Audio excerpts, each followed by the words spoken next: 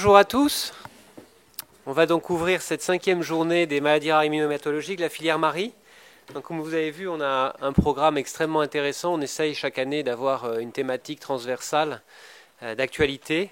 Je crois que la génétique, on ne peut pas dire nous pose problème, mais en tout cas nous pose question, que ce soit dans son interprétation ou dans son utilisation clinique. Et donc l'idée de cette journée, c'était de voir un peu ce qu'on pouvait faire dire à cette génétique et voir comment on pouvait l'interpréter, que ce soit au niveau médical, clinique, mais aussi laboratoire, et aussi, comme vous l'avez vu, au niveau des tutelles, puisqu'on va parler plan France génomique et autres. Donc l'idée de Marie, c'est vraiment ça, hein, c'est de s'emparer de thématiques transversales et puis de pouvoir aider les acteurs du milieu à mieux comprendre et puis à mieux travailler ensemble. Alors 5 ans, c'est court, mais bon, c'est déjà l'heure du bilan. Et donc en pratique, 5 ans passés à travailler ensemble, je crois que c'est pas mal. Enfin, en tout cas, moi, c'est l'impression que j'ai. En 5 ans, ce qu'on peut dire, c'est que certains sont devenus centres de référence, alors qu'avant, ils effectuaient une activité centre de référence sans pour autant en avoir ni les moyens ni la visibilité. Et là, on peut penser évidemment à Neutropénie, à Eosinophiles, à Castelman, qui, à mon sens, ont bénéficié, ou plutôt ont mérité, ce label de centre de référence. Donc ça, je pense que c'est très important, que ça nous a permis, en quelques mots, d'arriver à coordonner l'activité maladie rare immunohémato et de valoriser les expertises et de pouvoir apporter l'excellence aux patients. La deuxième chose, je trouve que Marie a permis de fédérer, ce sont les associations de patients. Très clairement, je pense qu'on avait des bonnes relations au sein des CR avec les associations de patients, mais en pratique, ce n'est pas toujours simple de réunir les associations de patients entre elles, et pourtant Dieu sait qu'elles ont des sujets communs. Donc ça aussi, je pense que c'est un des points majeurs qu'a permis Marie au cours du temps, et d'ailleurs vous allez voir juste après moi un mot des associations et de leurs actions, et vraiment pour moi ça c'est extrêmement important, et pour nous médecins c'est extrêmement important que vous soyez à nos côtés, parce que ces actions sont faites pour les patients et avant tout évidemment pour le soin. L'autre chose, je pense que ça a permis, Marie, c'est l'enseignement. Et très clairement, on s'aperçoit aussi que nos confrères qui exercent pas forcément dans des grandes villes ou pas forcément en Île-de-France n'ont pas toujours accès à l'enseignement, que ce soit nos confrères seniors ou plus jeunes. Et je pense que Marie a innové dans cet enseignement, d'abord en se déplaçant en région sous des manifestations thématiques, et ça c'est extrêmement important, en regroupant des sujets, maladies rares immunohémato. On ne va pas juste écouter de l'aplasie, de la microangiopathie thrombotique ou de l'histiocytose, on vient tout écouter en même temps, et ça encore en termes de partage d'expertise c'est important. D'autre part, on a évidemment rejoint très vite, d'ailleurs on était, grâce à Émilie, dans les premiers, voire la première filière à faire les webcasts, ce qui permet vraiment de diffuser l'information. Et puis enfin, une chose qui est aussi pour moi capitale, c'est qu'on a permis d'universitariser la filière, avec Marc Michel et son diplôme universitaire des maladies rares immunohématologiques, pour lequel on a pu créer un MOOC qui est extrêmement apprécié. Je crois qu'il y a plus de 400 inscrits en moins d'un an, qui fonctionne très très bien. Et ça encore, c'est un des rôles de Marie, puisque ça nous permet d'enseigner, et surtout d'enseigner partout, et d'enseigner là où sont les gens, voilà, et les prescripteurs. Donc ça, c'est le bilan. Évidemment, si on fait un bilan, c'est parce qu'il y a des gens pour travailler, pour faire les choses, et puis aussi pour nous donner les moyens de faire les choses. Madame Escalon est là ce matin, elle va prendre la parole après moi. Alors avant, il y avait d'autres personnes, mais ces personnes nous ont donné, en tout cas nous ont confié les moyens de faire les choses. J'aime à rappeler souvent, quand on parle de la filière, que notre réponse à l'appel à projet initial avec ces 12 centres de référence n'a jamais été revue, ni même une virgule. C'est-à-dire qu'en pratique, on nous a fait confiance dans la façon dont on pensait qu'il fallait organiser les soins maladies rares immunohématologiques en France pour les années qui viennent. Et ça, c'est une confiance quand même qui n'est pas négligeable, parce que ça représente plus de 2 millions d'euros par an, hein, qui sont confiés aux acteurs de la filière pour faire le soin. Et quand on est en France, on a toujours tendance à se plaindre, mais je pense quand même qu'il faut le souligner. Cet argent, je pense qu'on l'utilise bien, mais cet argent existe. Alors que d'autres pays d'Europe, pour ceux qui côtoient des experts à l'international, voient bien que ce n'est pas toujours simple d'avoir des budgets. Donc merci à la DGOS de cette confiance. On est en pleine relabellisation, alors on espère que la confiance continuera, mais bon, ça c'est super. Et d'autre part, merci évidemment aux acteurs, parce que tout ça n'est pas possible sans que les acteurs se parlent, que ce soit au niveau médical, que ce soit au niveau associatif. Et puis évidemment, un grand merci à ceux qui font la filière, Marc Michel, moi et d'autres, on fait ce qu'on peut vis-à-vis de nos agendas, mais bon, il ne faut pas se leurrer, hein, ceux qui font tourner la filière, c'est Amélie qui a su s'entourer, hein, puisque maintenant on a Margot et Cynthia qui nous ont rejoints, c'est Isabelle, c'est Valérie, ce sont les gens du comité de pilotage et de coordination, hein, qui font cette plateforme, donc vraiment j'en profite toujours pour les remercier parce qu'elles font un travail remarquable, toujours avec le sourire, tout est possible, et ça j'aime vraiment ce sentiment. En France, vous savez, quand on pose une question, c'est d'abord non. Et puis ensuite, on va voir. Puis bon, peut-être. Eh ben non, la filière Marie, c'est toujours oui. Et puis, on fait ce qu'on peut, on essaie, et puis si vraiment c'est pas possible, on n'y arrivera pas. Et ça, pour moi, c'est vraiment fondamental. Voilà. Et puis je finirai simplement pour dire que, plus que tout ça, ce qu'a permis Marie, c'est la constitution, à mon sens, d'une communauté, pas d'amis, parce qu'encore une fois, c'est quoique, on est quand même très proches, et en tout cas de personnes qui aiment à travailler ensemble. Et une communauté qui aime se retrouver dans ces journées qui sont très importantes. On a des thématiques importantes, mais on aime aussi se voir, partager, s'aider. Et si, on peut dire que ce sont maintenant des amis du métier maladies rares immunohématologiques. Et vraiment, Dieu sait qu'on est dans différents horizons professionnels, et Dieu sait que vous savez que ce n'est pas toujours simple, notamment dans ces périodes contraintes, et d'avoir ce petit moment où on parle de ce qui nous plaît, où on parle de ce qui nous plaît complètement, c'est-à-dire sans qu'on soit limité dans l'exploration, dans les experts, etc., c'est important. Donc ça, vraiment, c'est quelque chose de capital. Et puis enfin, évidemment, il y a d'autres choses que nous faisons au sein de Marie qui sont possibles parce qu'on est aussi évidemment accompagné par nos partenaires industriels. Et là aussi, je tiens à les remercier. On ne peut pas tout faire dans Marie, c'est de l'argent public. Donc on doit rendre des comptes, on peut faire beaucoup de choses en région. Mais par exemple, les bourses de recherche, c'est pas possible. Et donc ces journées-là, le sponsoring qui nous est accordé, eh bien ça nous permet d'organiser des appels d'offres et d'aider les plus jeunes. Et cet argent-là est évidemment entièrement reversé à ces bourses de recherche. Et donc là encore, je trouve que c'est une innovation importante de la filière, c'est de pouvoir, et là c'est le lancement, je crois que c'est la 3e, c'est ça, ou 4e, Amélie, je ne sais jamais, ça va tellement vite le temps, mais en tout cas, non, de l'appel d'offres des bourses, c'est la 4e fois qu'on fait ça, les bourses recherche. 3e fois, voilà, où on va pouvoir mettre à disposition 3 bourses de 10 000 € avec évidemment un conseil scientifique. Tout ça est fait dans la plus grande transparence et évidemment en fonction de la qualité de chacune des applications. Et on va d'ailleurs voir au cours de la matinée les jeunes qui ont eu ces bourses l'année dernière. Voilà, donc un grand merci. Je pense qu'on va avoir une journée formidable parce que c'est une thématique qui nous attire et qui nous questionne tous les jours dans notre pratique. Et donc maintenant, je vais laisser la parole au représentant des associations, M. Raguet, pour dire quelques mots sur justement la place des associations dans Marie, leur rôle et leurs actions. M. Raguet, c'est à vous. Merci à tous.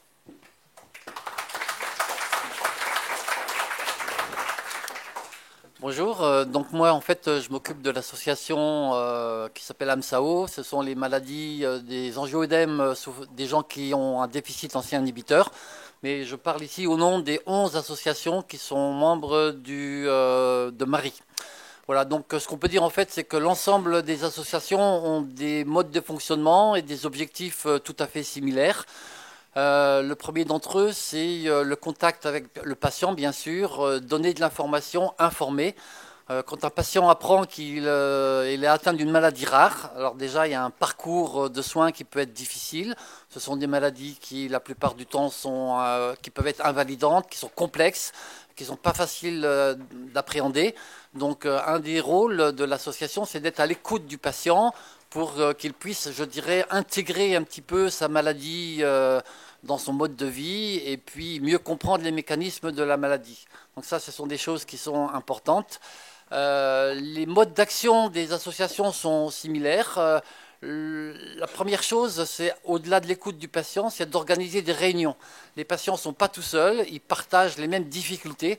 Quand un patient apprend qu'il a une maladie rare, en fait, ça affecte non seulement sa santé, mais globalement, ça peut impacter la famille, la fratrie, les conditions de travail, la scolarité des enfants. Il y a des pertes de confiance en soi, donc c'est des fois extrêmement lourd à porter pour les patients. Et le fait de côtoyer des gens qui sont dans la même situation, ça les aide énormément à rebondir, à prendre en charge leur maladie.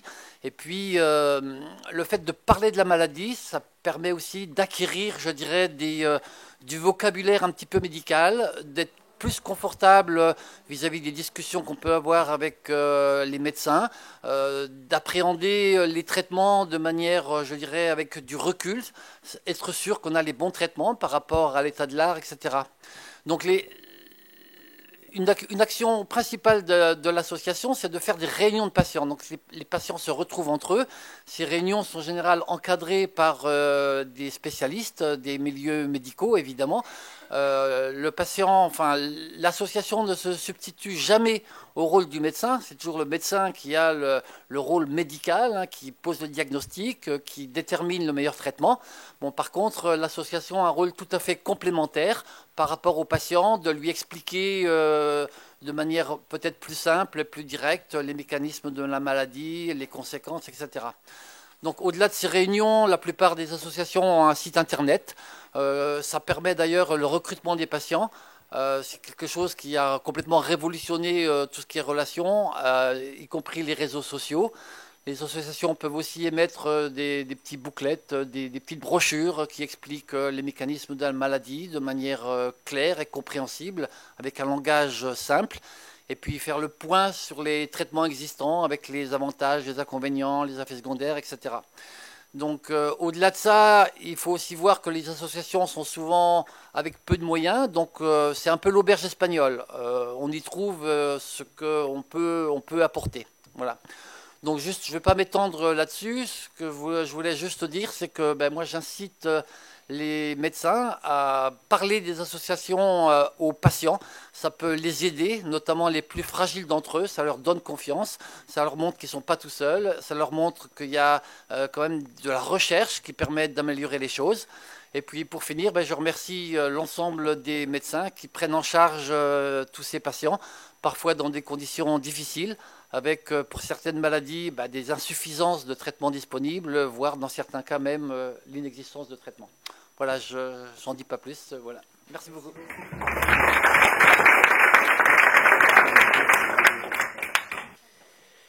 Merci beaucoup. Donc maintenant, je vais laisser la parole à Madame Escalon pour la DGOS qui va vous présenter, je pense, l'état des lieux et le futur. Et vous pourrez évidemment lui poser toutes les questions que vous voulez. Souvent, vous nous dites « est-ce que vous pouvez remonter cette question ?» Eh bien, voilà. À vous. Bonjour à tous, je suis chef de projet Mission Maladies Rares à la DGOS depuis 1 an. Donc effectivement, vous avez peut-être connu ma prédécessrice qui était Anne Chevrier sur ce même poste. Donc déjà, je vous remercie, Monsieur Péfo de la Tour, de cette invitation. Je suis toujours heureuse de venir à ces journées Maladies Rares pour entendre les questions, qui ne sont pas toujours effectivement, voilà, mais c'est normal et ça me semble effectivement important qu'on puisse effectivement vous entendre en direct. On a, nous, au niveau de la DGOS, beaucoup de liens avec les filières de santé maladies rares, puisqu'on a des comités de pilotage au moins une fois par trimestre, donc ce qui nous permet quand même d'avoir les remontées, les éléments d'information que vous faites remonter à votre filière. On a aussi d'autres instances dont je pourrais vous parler qui permettent de faire remonter les éléments que vous souhaitez. Mais voilà, c'est aussi bien qu'on puisse se voir en direct. Donc déjà, juste avant de démarrer, dire que je suis heureuse d'être là, mais aussi que cette filière est très impliquée au niveau national sur beaucoup de thématiques, que ce soit des thématiques interfilières. Donc il y a un grand engagement de cette filière, donc je tiens à le souligner.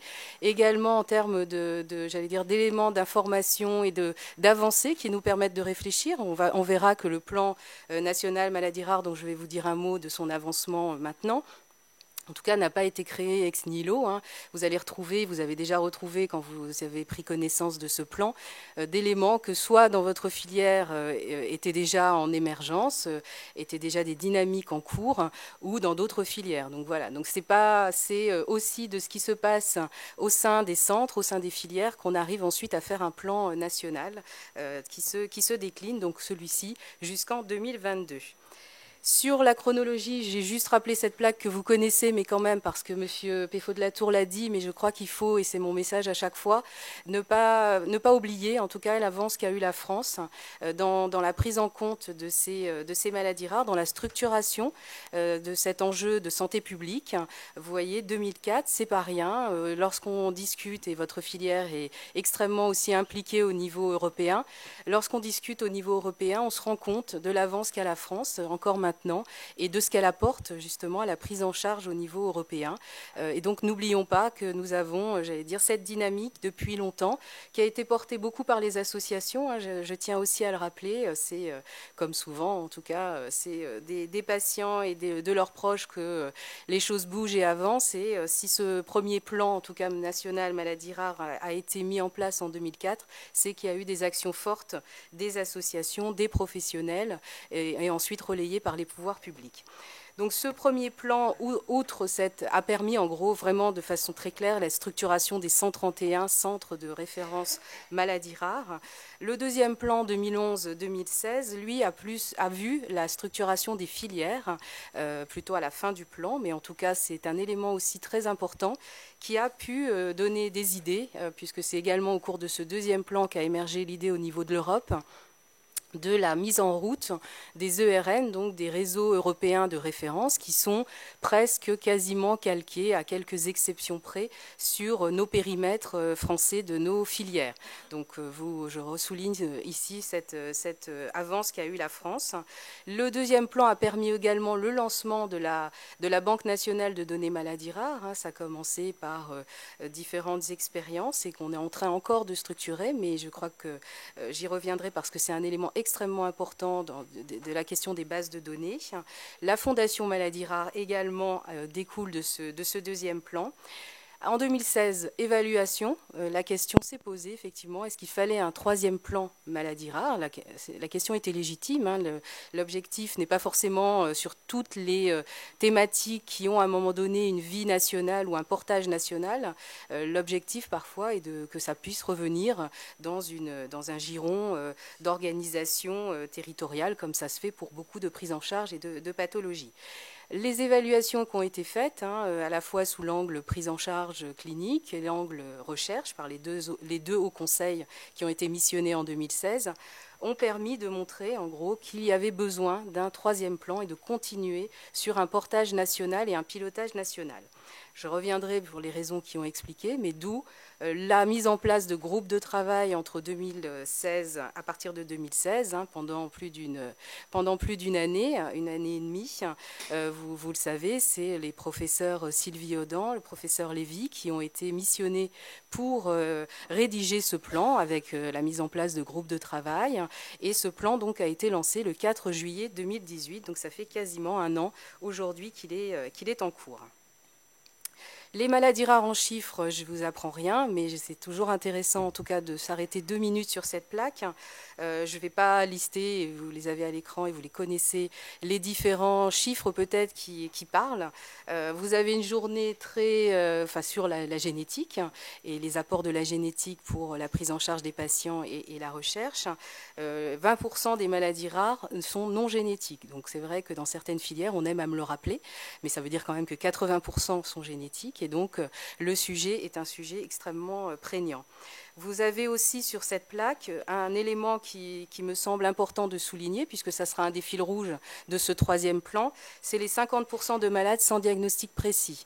Donc ce point, ça explique notamment pourquoi il est nécessaire d'avoir un portage national et de continuer sur un troisième plan, puisqu'on ne peut pas se satisfaire du délai des 1 an et demi de délai pour poser un diagnostic et quasiment pour 25% des patients, 4 ans pour avoir un diagnostic. Donc c'est un des enjeux extrêmement forts et importants de ce plan.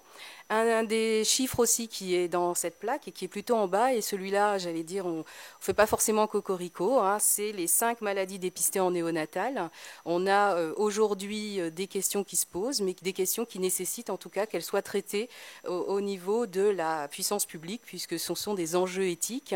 Vous le savez, la loi bioéthique va être discutée courant de l'année 2019, et en fonction des discussions qui seront sont faites au niveau parlementaire, Assemblée nationale et Sénat, on verra si il y a la possibilité d'ouvrir ou pas ces dépistages. Certains d'entre vous, en tout cas, soulignent et me font remarquer qu'effectivement, en Europe, on est sur des dizaines de maladies dépistées en néonatal, alors que nous avons 5 maladies à ce jour. Donc c'est une question qui, aujourd'hui, nous ne pouvons pas avancer, mais nous avons devant nous cette perspective de cette loi qui permettra ou non de débloquer certains sujets. Et puis la question des médicaments, des thérapeutiques est un des deuxièmes fils rouges de ce plan sur lequel on reviendra.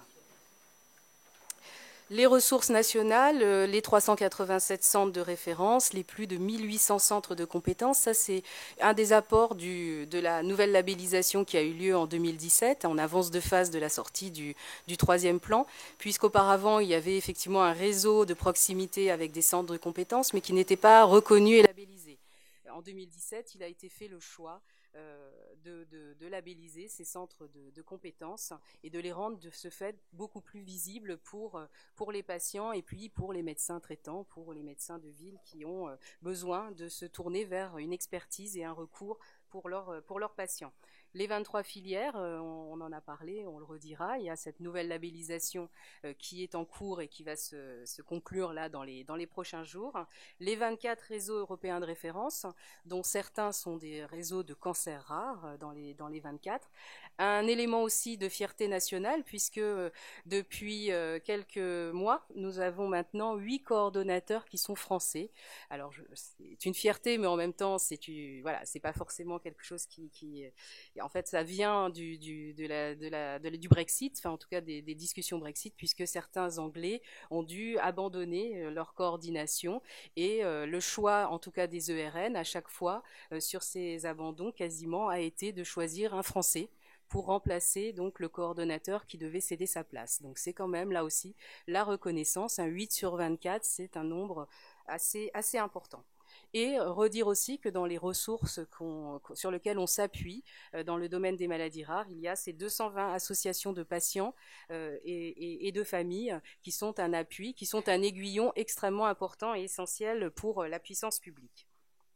Alors je vais vite sur le contexte favorable. On a la stratégie nationale de santé, on a les filières, on a la labellisation renouvelée, on a le développement, et là je ne vais pas m'étendre puisque vous allez en parler de façon importante avec Franck Letimonier, mais sur le développement croissant d'une médecine personnalisée, donc l'apport du plan France Médecine Génomique 2025 qui va être un élément extrêmement important pour vous dans le domaine des maladies rares, la montée en charge de la Banque nationale de données maladies rares, l'Europe, et puis juste une petite plaque pour vous parler et vous dire la stratégie de transformation du système de santé, donc Ma Santé 2022, qui a été annoncée donc par le président de la République en septembre 2018.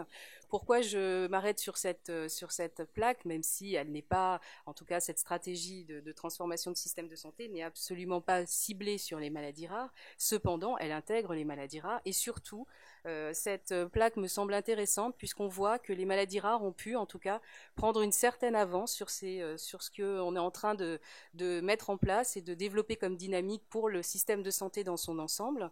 Vous l'avez sans doute entendu, la loi d'organisation et de transformation du système de santé a été discutée à l'Assemblée nationale, a été discutée la semaine dernière au niveau du Sénat, donc elle est encore en cours et n'est pas encore aujourd'hui adoptée complètement, mais on est en plein dans l'actualité.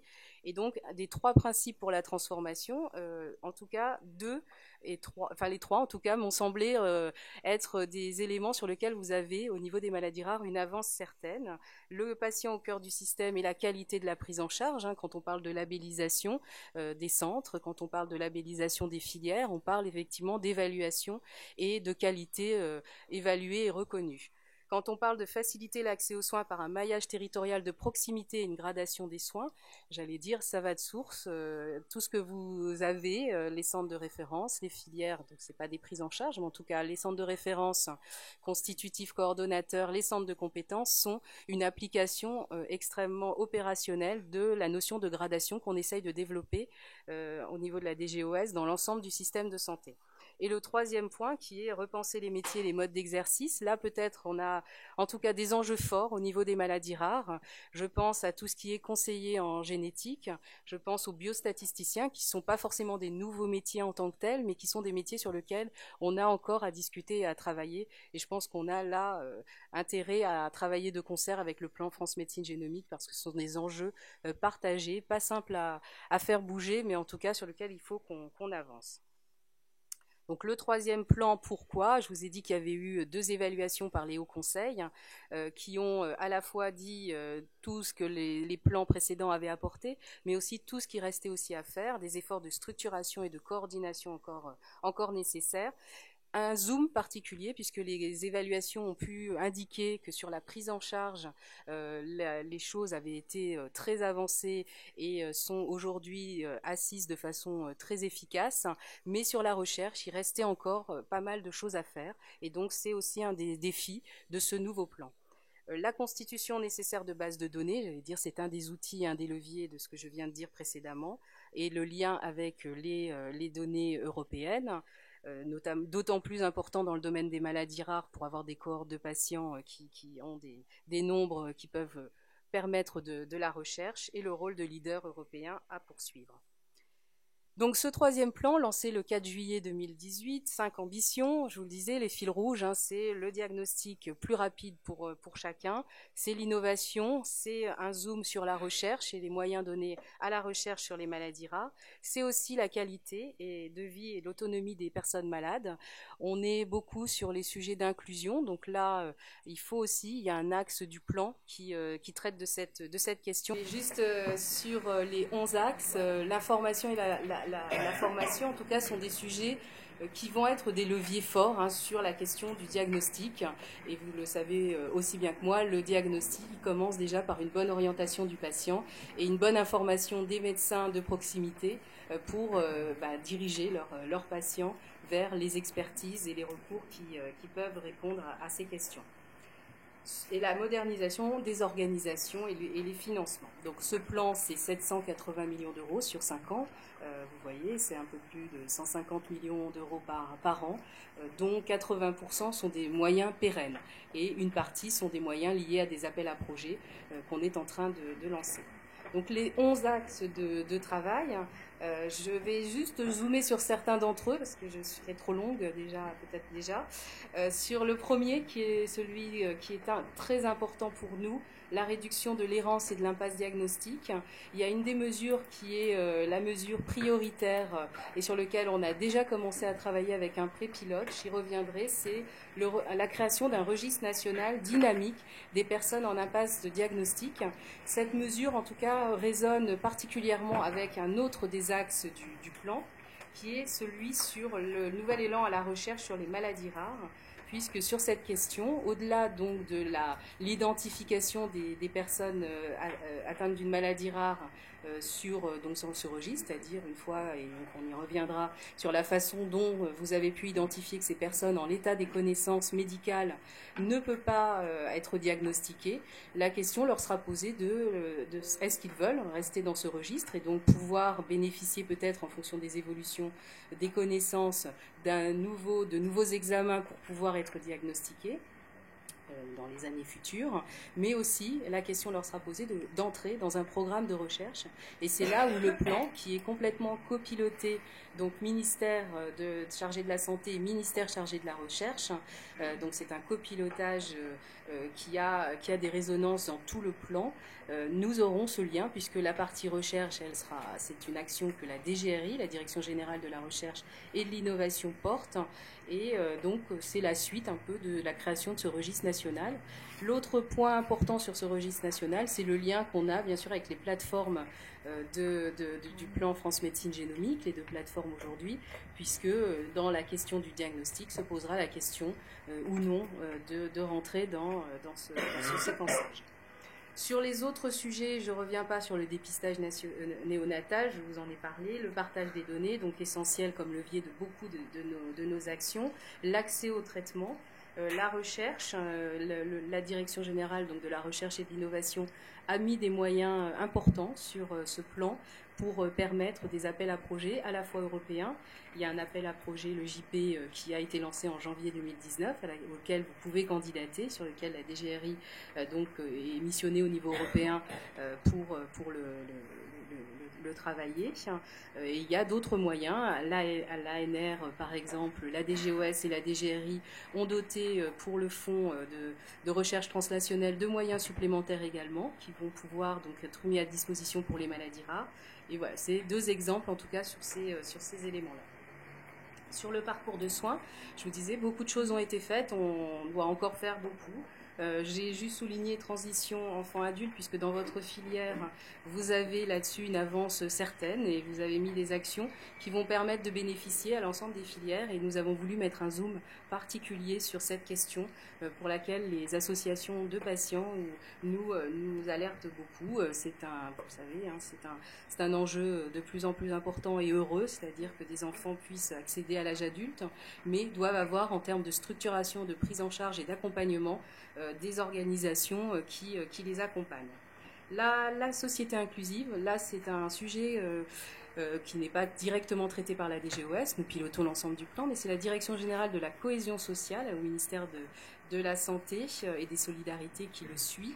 Les associations de patients souvent m'interpellent sur cette question en me disant souvent en termes de prise en charge, de parcours de soins, il y a encore beaucoup à faire, mais il y a eu beaucoup de faits et donc sont assez satisfaites finalement des centres de référence et de la façon dont ils fonctionnent. Mais par contre me disent sur la prise en charge du handicap, la question de l'éducation nationale, la question de l'emploi, ce sont des sujets qui ne sont pas seulement maladies rares, qui sont la question du handicap de façon un peu plus générale dans notre société. Il ne faut pas qu'on oublie et il faut qu'on soit très présent, nous, sur nos patients atteints de maladies rares, mais aussi peut-être donner plus de visibilité sur des dispositifs nationaux qui existent de prise en charge du handicap et sur lesquels il y a des avancées en cours et qu'il faudra donc, comme je le disais, rendre plus visibles. La formation des professionnels de santé pour mieux identifier et prendre en charge les maladies rares. Là aussi, j'ai mis en rouge ce que la filière Marie a déjà développé. Comme je vous le disais, on n'a pas inventé énormément de choses dans ce plan. On a surtout essayé de dynamiser, de rendre visible et de pouvoir exporter les bonnes idées que certains centres ou certaines filières ont mises en place. Et donc, il faut ce partage d'informations. C'est aussi l'enjeu de nos rencontres régulières tous les trimestres entre filières, de pouvoir les partager et les travaux qui se font en interfilière. Donc le DU que vous avez mis en place, les émissions Marie, les cas cliniques, le MOOC, tous ces sujets sont des sujets qui rentrent complètement dans cet axe de développement. Le renforcement des filières de santé sur les soins et la recherche. Il y a des moyens également supplémentaires qui vont être donnés aux filières pour aider les centres à pouvoir développer cette question de recherche. Je vous disais que les évaluations, en tout cas, qui ont été faites des 2 premiers plans, ont dit que sur la recherche, il fallait encore faire des efforts et donc aider la filière aussi à pouvoir aider les centres sur ces questions. Ça a été un des enjeux. Vous avez donc là aussi mis en place des PHRC nationales et interrégionales. Vous avez travaillé donc sur la mise en conformité réglementaire d'une base de données existante dans les centres de référence. Tous ces sujets, en tout cas, rentrent complètement dans cet axe. La gouvernance, on a donc un comité, comme je disais, un bipilotage, puisque c'est à la fois le ministère chargé de la recherche et le ministère chargé de la santé. Un comité stratégique donc, qui sera présidé par les 2 cabinets de ces 2 ministères, ainsi que les 2 directeurs généraux de la santé et de la recherche. Un comité opérationnel, donc avec à la fois la DGRI et la DGOS, et également 2 vice-présidents, un plutôt sur les aspects cliniques, donc c'est le professeur Jean Pouget qui a été désigné, et un vice-président plutôt chargé aussi des aspects recherche, et le professeur Tournier-Lasserve, qui donc nous accompagne dans la mise en œuvre opérationnelle de ce plan. Et les associations de patients sont représentées dans l'ensemble de ces comités, comme elles le sont dans nos autres instances de travail. Les 2 axes importants, je l'ai dit, avoir un diagnostic précis 1 an après la première consultation médicale spécialisée et pouvoir bénéficier des soins et thérapies disponibles. Alors, juste, je vais pas, finalement, parce que je crois que mon temps est dépassé, mais finalement, et comme je sais que vous allez en discuter beaucoup dans la journée, je voulais juste vous mettre cet axe qui vous montre, je ne sais pas si c'est très visible, si vous le voyez là en jaune sur votre écran, les points sur lesquels, en tout cas, le lien avec le plan France Médecine Génomique et le plan national maladies rares sont absolument fondamentaux. Vous voyez qu'il y en a beaucoup et sur lequel on est en train de travailler. On a des réunions de travail avec Franck Le Timonier, avec nos vice-présidents du plan de suivi, du comité de suivi opérationnel. Et on est en train de se structurer pour un groupe de travail qui suivra donc ces différentes actions. On a la question des RCP, de l'outil RCP. Donc des crédits ont été donnés aux filières là ce premier semestre pour pouvoir développer cet outil avec un enjeu fort qui est qu'il puisse être interopérable avec le futur outil de e-prescription qui est en train de construire donc le plan France Médecine Génomique. Je passe sur ces sujets qui étaient la déclinaison. Je pourrais répondre à vos questions si vous avez des questions sur la mise en œuvre du registre national dynamique donc, des impasses. Qui est avec l'enjeu absolument de détecter au niveau national des patients sans diagnostic présentant des tableaux similaires, de définir des algorithmes d'alerte pour les patients qui n'ont pas été vus depuis plus d'un an et pour lesquels donc, les médecins considéreront qu'un retour en vue d'une nouvelle exploration permettrait donc de poser cette fois-ci un diagnostic ou de diminuer les pertes de chance. Donc c'est l'enjeu en gros de ce nouveau registre qu'on est en train de travailler. Donc il y a un pré-pilote qui est la filière Finnomus qui a commencé depuis la fin de l'année dernière à tester et à fonctionner avec la Banque nationale de données maladies rares. On suit ça de près. Il y aura un bilan qui sera fait au deuxième semestre de ce pré-pilote. On a donné des crédits.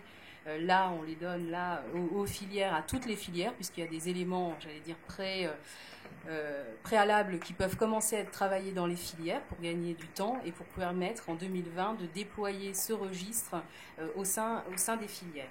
Notamment pour déployer ce registre, j'ai envoyé hier soir très tard un petit questionnaire à l'ensemble des filières pour justement commencer un peu à recenser, puisque comme on a donné des moyens là, supplémentaires pour aider les filières à travailler sur ce sujet, on veut aussi commencer à voir quel est l'état des lieux avant toute mise en place du registre, quel est l'état d'information. Donc vous voyez, on aurait besoin de savoir les pourcentages de patients en situation d'errance ou d'impasse diagnostique dans votre filière. Moi, ce qui me remonte, c'est que c'est très très variable. Dans certaines filières, il y a un pourcentage important et finalement dans d'autres, on est avec un pourcentage qui est en dessous de 20%. Donc c'est très très variable. Donc c'est important pour nous de le savoir puisque la montée en charge peut-être sera différente en fonction des besoins des filières. Savoir aussi si les filières ou les centres, quand je dis les filières, c'est parce qu'on demande une remontée filière, mais ont mis en place des initiatives sur ce sujet et lesquelles, justement, pour ne pas refaire les choses, la filière Finnomus Test est en train de tester, mais d'autres expériences peuvent être intéressantes. Quelle est la définition donc, sur les critères d'assertion du diagnostic. Donc là aussi, on a envie de savoir comment ça se passe et ce qui existe déjà. Comment effectivement ça se traduirait dans la Banque nationale de données maladies rares, puisque par exemple pour la filière Finnomus, on a ouvert le set de données minimum qui contient certains critères, mais on l'a élargi, donc les médecins nous ont demandé que la BNDMR puisse intégrer d'autres critères. Donc est-ce que les critères du set de données minimum sont suffisants aujourd'hui pour certaines filières pour pouvoir établir ce diagnostic ou pas, ou est-ce qu'il faudra en créer d'autres? Et puis, les actions, comment elles peuvent se traduire sur le recueil complémentaire. Juste aussi, peut-être pour terminer, les appels à projets qui sont prévus. Je vous le disais, 80% quasiment des crédits sont des crédits pérennes et qui sont renouvelés tous les ans, enfin, selon des critères prévus, notamment les financements des centres et les financements des filières. Pour d'autres, ce sont des projets qui ne sont pas forcément à vocation de pérennité de financement, mais pour donner soit de l'amorçage, soit de permettre de donner des idées de travail et des financements au début. Donc on a les appels à projets sur les protocoles nationaux de diagnostic et de soins. Là, c'est sur 5 ans, donc tous les ans, notre objectif est de financer 100 nouveaux PNDS. J'insiste là-dessus, je ne sais pas si les associations qui sont présentes, en tout cas moi, celles qui viennent me voir, insistent énormément là-dessus, sur le fait qu'il est important d'avoir des PNDS, que c'est un élément fort. On parlait de diagnostic tout à l'heure et d'orientation. Vous savez que dans le PNDS, les protocoles nationaux de diagnostic et de soins, il y a en général, il y a obligatoirement une synthèse de 2 pages qui est à destination du médecin traitant. Cette synthèse de 2 pages, elle a vraiment vocation, puisqu'un médecin traitant n'est pas en capacité de connaître les 7000 maladies, de maladies rares, mais en tout cas peut avoir des alertes et peut se poser des questions. Et donc ces 2 pages sont essentielles. Et le PNDS aussi essentiel au sein des centres et au sein des centres de compétences et de référence, d'avoir des harmonisations de prise en charge, de pouvoir aussi peser sur les médicaments hors AMM. Ce n'est pas le PNDS qui débloque le financement, mais en tout cas, si un PNDS indique que telle prise en charge qui est aujourd'hui hors AMM est indispensable, c'est un appui supplémentaire pour les travaux ensuite qui sont faits, vous le savez, à la HAS, avec la CNAM et avec les pouvoirs publics. Donc, essentiel. Alors, je suis rassurée puisque le premier appel à projet qu'on a lancé de 100, qui va doter 100 PNDS de financement, on a eu 193 projets. On est en train de les regarder et donc à la rentrée, il y aura les financements débloqués pour vous permettre d'élaborer ces PNDS. Parce qu'aujourd'hui, on est autour d'une 50aine, donc on est vraiment très loin de ce qui serait nécessaire. Mais on a mis des crédits supplémentaires parce que les médecins nous ont bien alertés sur le fait que c'était très lourd à construire et à faire et qu'il fallait un appui supplémentaire. On a des moyens sur l'éducation thérapeutique du patient. L'appel à projet est en cours et devrait aussi sortir prochainement. Des moyens sur la formation et l'information. Là aussi 10 millions sur la durée du plan. 10 millions sur des plateformes d'expertise dans les établissements. Je pourrais revenir si vous avez des interrogations, mais là la question est d'être en transversalité au sein d'un établissement, d'un groupe d'établissements, et notre objectif minimum est d'avoir une plateforme au moins. Il y en aura plus en Ile-de-France puisque la PHP, concentrant quasiment 50% des centres de maladies rares, on aura un petit peu plus de plateformes sur la partie Ile-de-France, mais en tout cas l'objectif est qu'au sein de chaque région il y ait une plateforme d'expertise comme ça existe aujourd'hui, donc notamment à Necker, à Bicêtre, mais aussi à Montpellier. Voilà, donc il y a des expériences très intéressantes là aussi au bénéfice des patients et des professionnels qui doivent être déployés sur l'ensemble des régions. Les plateformes d'outre-mer aussi, c'est une question. On sait que l'expertise n'est pas évidente, d'avoir les ressources au niveau de chaque territoire d'outre-mer. Donc là, la question, ça sera comment on crée des liens un peu plus rapprochés avec les centres de l'Hexagone. Les appels à projets j'en ai parlé tout à l'heure, du ministère de la chargée de la recherche, là, comme je vous le disais, avec beaucoup de nouveaux appels à projets et de moyens supplémentaires dégagés au niveau européen, mais aussi au niveau national pour la recherche translationnelle notamment. Voilà, le nouvel appel à projet pour la labellisation des filières. J'espère que la semaine prochaine, ou en tout cas début juillet ou plus tard, les labellisations seront faites. Je vous ai mis là la composition du jury, puisque c'est le professeur Jean-Yves Blé qui a accepté d'être président du jury, et la vice-présidente est Madame Geneviève de Saint-Basile, le professeur Geneviève de Saint-Basile, et donc avec les différentes personnes que vous voyez à l'écran. Et voilà, j'en ai terminé. Je vous remercie de votre attention.